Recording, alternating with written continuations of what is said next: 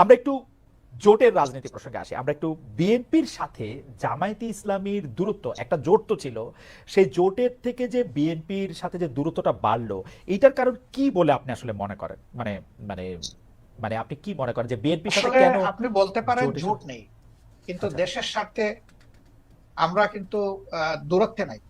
আমাদের মূল জায়গাগুলোতে আমাদের কোনো দ্বিমত নাই, কিন্তু যেহেতু দল দুইটা পৃথক এবং আমাদের এখন কোনো জোট বিদ্যমান নাই, সেই কারণে যার যার অবস্থান থেকে যে যেটা সঠিক মনে করতেছেন বক্তব্যটা সেভাবেই রাখবেন, এটাই নেচার।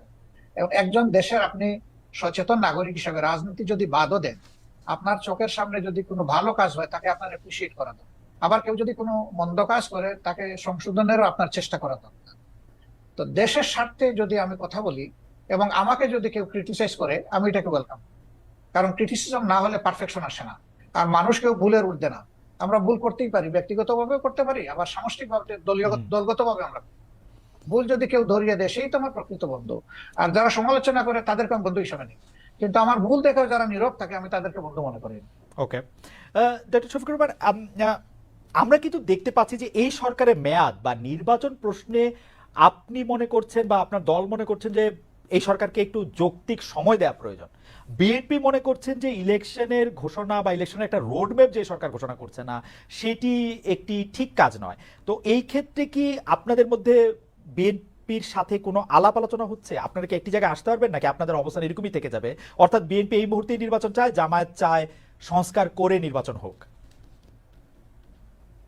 সম্ভবত এটা একসময় তাদের মানে স্ট্যান্ড ছিল, কিন্তু গত কালকে বা পরশুদিন তাদের যে মিটিংটা হলো, যেখানে তাদের দলের অ্যাক্টিং চেয়ার অ্যাড্রেস করেছেন জাতিকে, সেখানে তিনি কিন্তু একই কথা বলেছেন যে এই সরকারকে সাকসেসফুল হতে দিতে হবে এবং তাদেরকে যৌক্তিক সময় আমরা দেওয়ার পক্ষে।